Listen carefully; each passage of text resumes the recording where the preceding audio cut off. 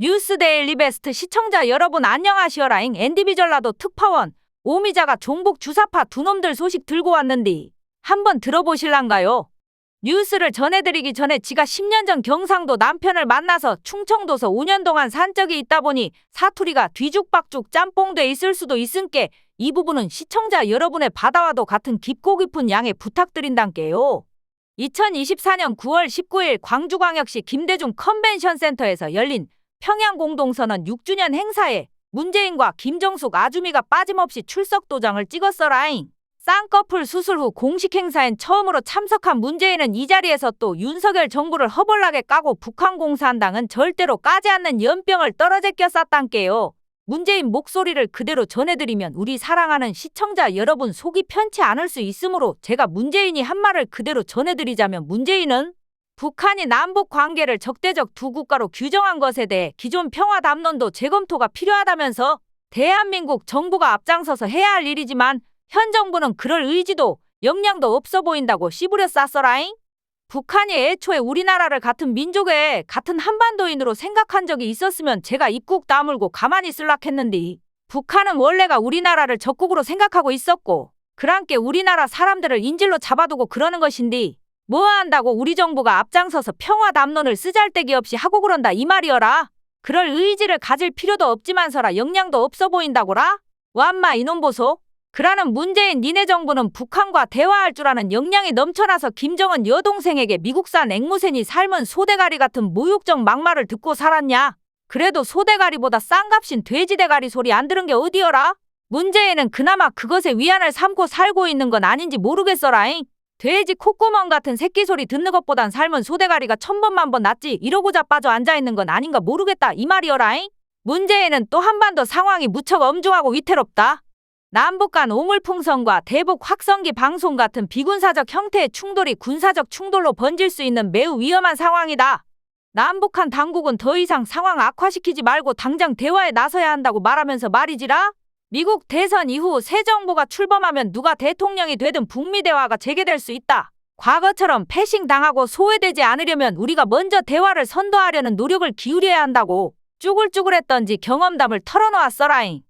한반도 운전자인지 운전기사인지 깜도 안 되는 주제에 트럼프 미국 대통령과 김정은 사이의 다리를 놓아주려 했던 문재인에 대해 김정은은 2018년 9월 19일 평양공동선언 이틀 뒤 트럼프 당시 미국 대통령에게 문재인 대통령의 과도한 관심은 불필요하다고 말하면서 자신은 문재인이 아니라 트럼프 대통령과 직접 한반도 비핵화 문제를 논의하길 희망한다고 친서를 보냈었지라잉.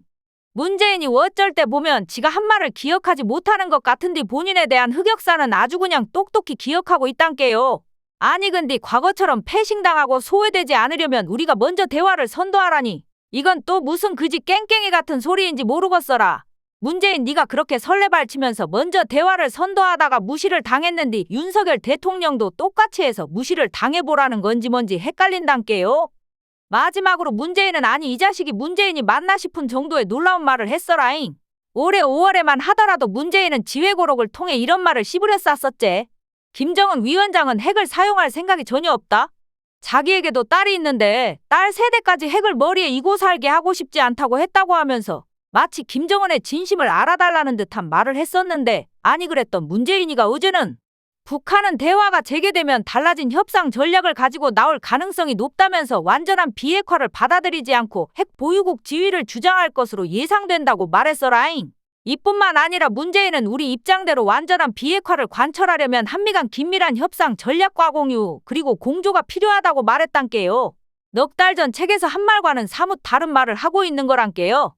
뭔가가 깜빵 갈 때가 되니까 정신이 헷가닥한 것은 아닌지 모르겠지만서도 한편으로는 옛날이나 지금이나 핵 보유국이란 사실을 자랑스럽게 자랑질해 대고 있는 북한을 모르는 사람이 이 지구상엔 존재하지 않는데 핵 보유국 지위를 주장할 것으로 예상된다는 이 당연한 말을 이제서야 하고 자빠져 있는 문재인이가 당최 뭔 놈의 말을 씨부려 쌓고 있는 건지 알다가도 모르겠어라.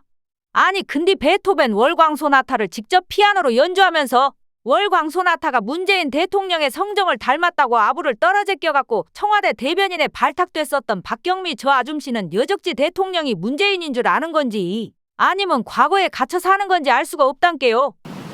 이제 마지막 순서입니다. 문재인 대통령님을 무대 위로 모시고 인사 말씀을 듣겠습니다. 아무리 지들만의 파티라지만 그라도 그렇지. 공식 행사장에서 2024년에 문재인 대통령이라고 주둥아리를 함부로 놀려먹으면 안 되지라잉. 아따 말이여. 참말로 저거 왜 저러고 사는지 모르겠어라잉. 다음으로 문재인 못지않게 불구스름한 임종석 발언을 전해드릴란께 채널 돌리지 말고 끝까지 시청 부탁드리겠어라잉.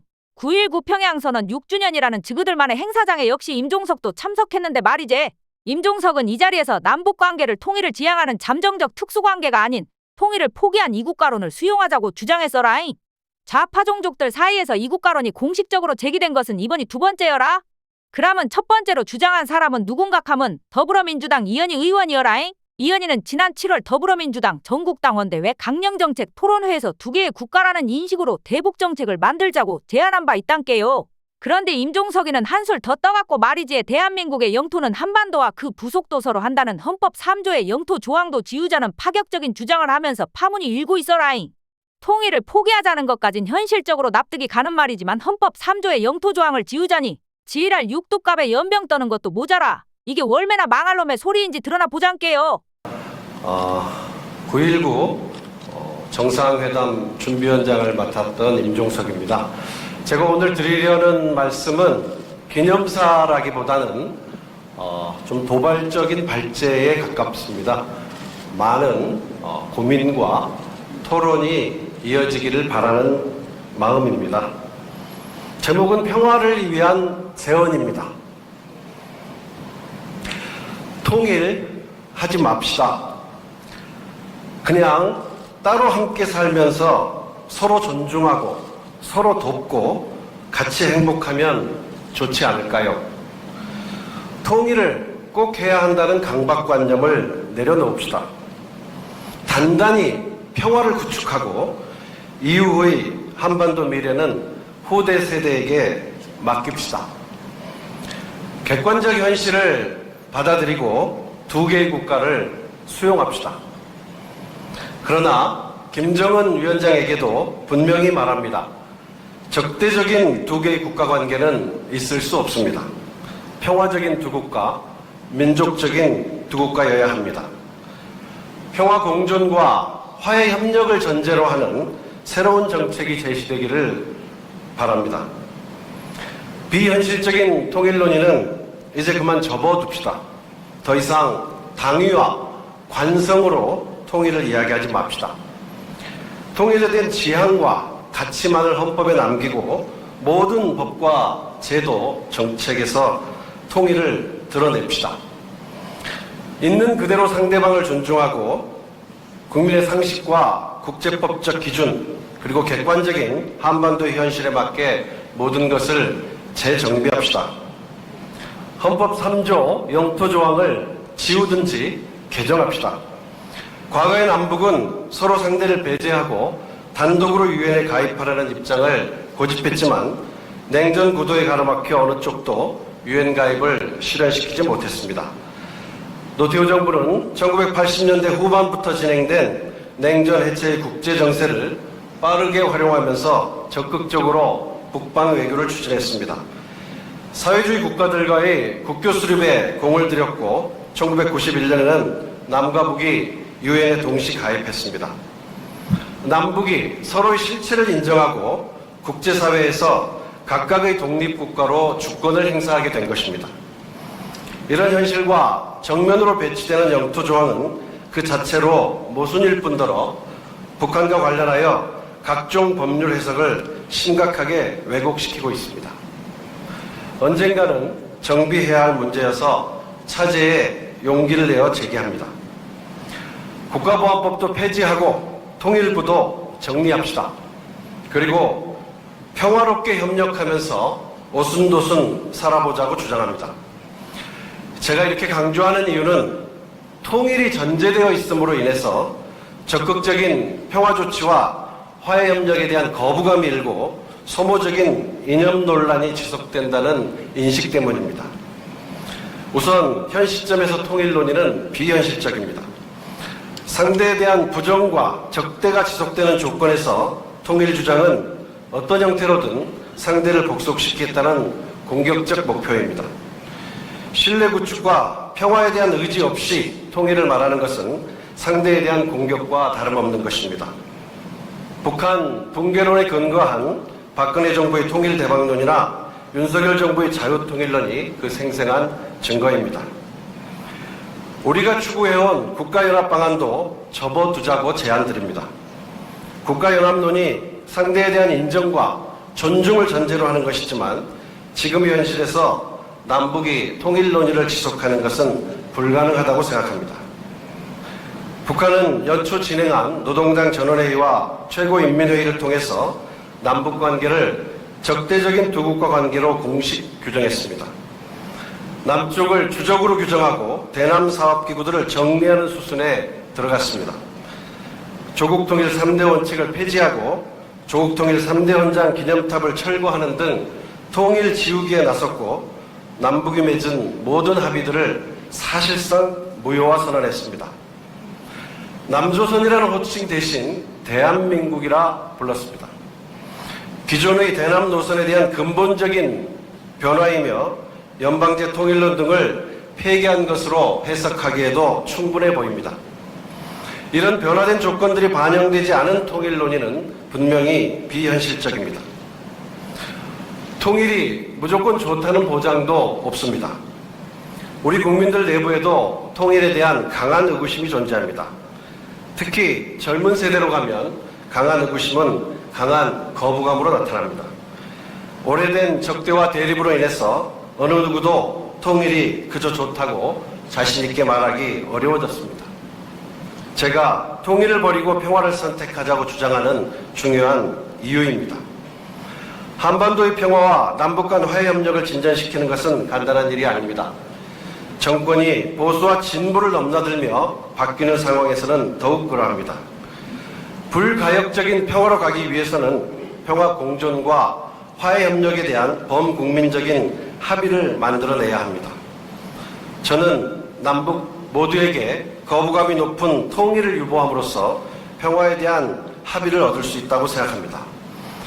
두 개의 국가 상태를 유지하며 남북이 협력하고 나아가 대한민국의 경제지평을 한반도 전체와 동북 삼성까지 확장하는 동북아 단일 경제권, 동북아 일일 생활권을 우리의 새로운 목표로 삼는다면 충분히 국민적 공감대를 얻을 수 있으리라 생각합니다.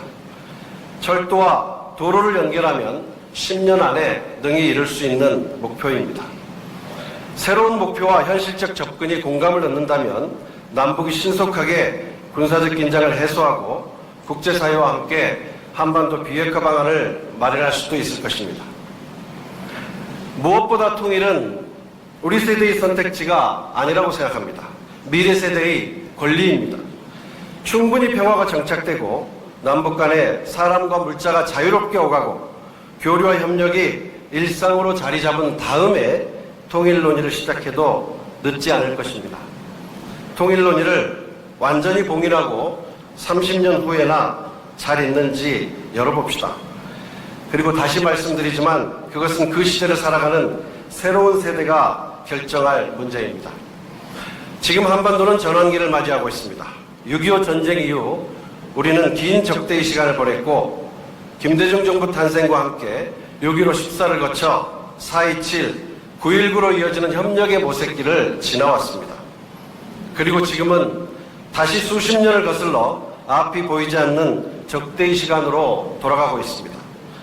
북한은 근본적인 노선 변화를 꾀하고 있고 윤석열 정부 역시 북한을 확고한 주적으로 규정하며 강대강 대치로 치닫고 있습니다. 지금의 전환기는 생경하고 매우 위험해서 우리로 하여금 새로운 고민과 상상력을 요구하는 또 다른 성격의 전환기입니다. 다시 정권이 교체되고 권력 지형에 변화가 있다 하더라도 역사의 시계를 판문점과 하노이로 되돌리는 일은 쉽지 않을 것입니다.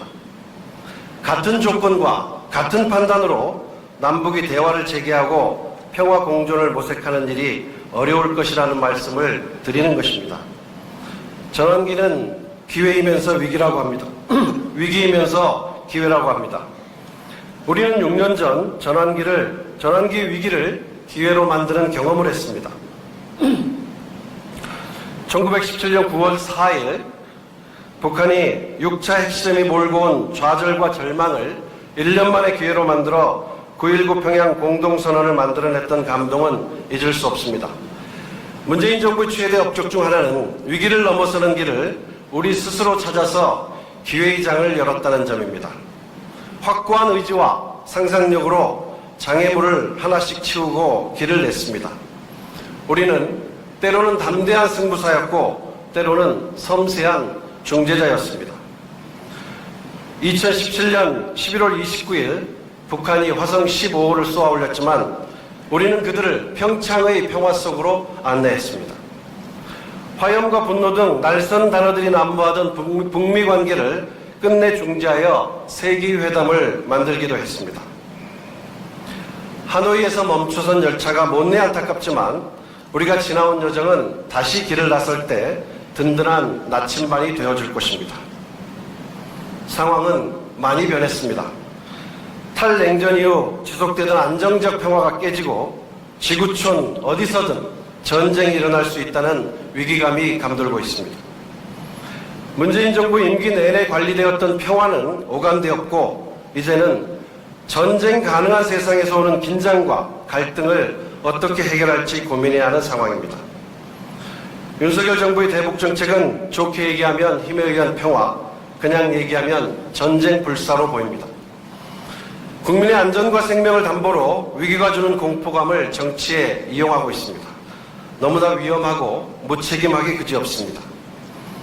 느닷없는 통일 독트린은 무슨 말인지 해석이 되질 않습니다. 곳곳에서 발견되는 점은 사라졌던 흡수 통일론이 공공연히 되살아나고 있다는 것입니다. 윤석열 정부는 남북관계와 한반도 주변 상황을 2000년 이후에 최악의 대립과 갈등으로 몰아넣으며 수구 냉전의 시대로 회귀하고 있습니다. 윤석열 대통령에게 촉구합니다. 남북 간 우발적 충돌의 위험이 곳곳에서 커져만 가고 있습니다. 제발 최소한의 소통을 위한 안전장치라도 마련하기를 진심으로 조언합니다. 오늘 권력에 앉아있는 사람들이 잊지 말아야 할 것은 우리가 사는 오늘이 그저 우리의 것이 아니라는 점입니다. 우리는 미래 세대의 오늘을 빌려다 쓰고 있는 것입니다.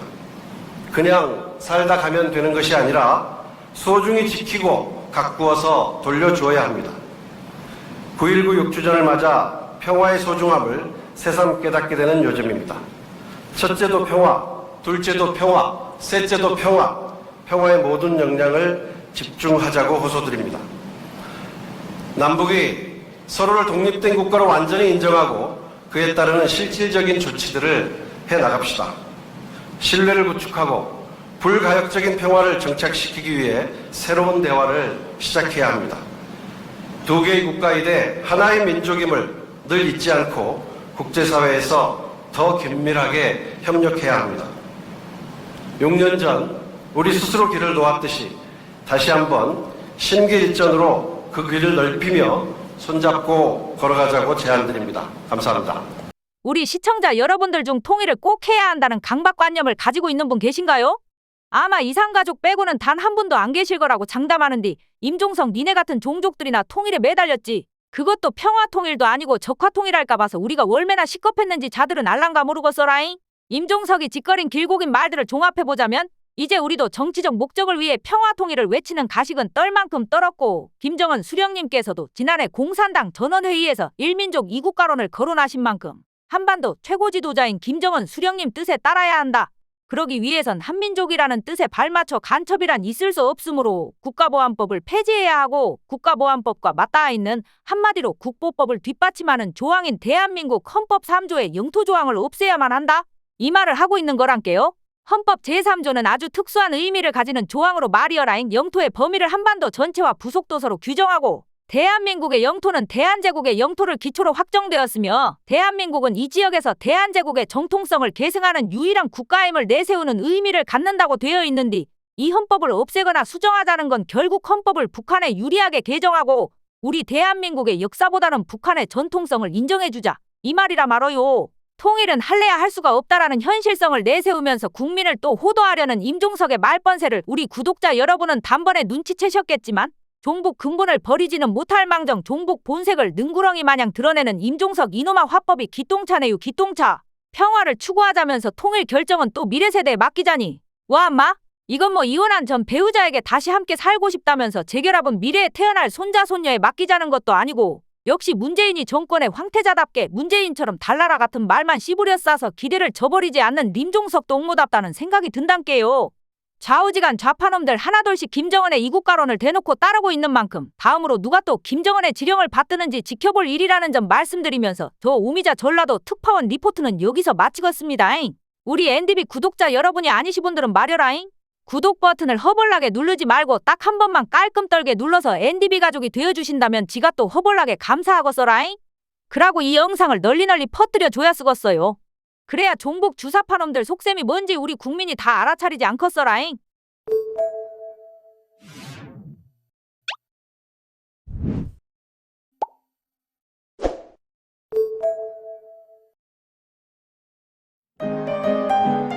뉴스데일리 베스트는 구독자 여러분의 소중한 구독료를 운영합니다.